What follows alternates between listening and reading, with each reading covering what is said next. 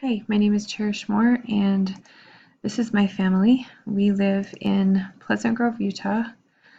We like to spend a lot of time outdoors, canyoneering and hiking, mostly down in Zion.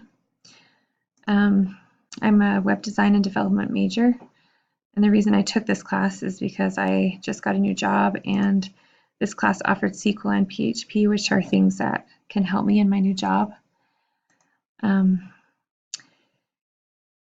My long-term goals for web design and development are mostly just opportunity to grow. I'm not looking for maybe a degree so much as I am just the opportunity to learn. My greatest strength is probably that I'm motivated to learn this because it will help me in my new job. So I'm very motivated to learn this. And JavaScript is probably my weakness. So I might need a little extra attention with that, but I'm excited for this class and to work with all of you. So we'll talk to you later.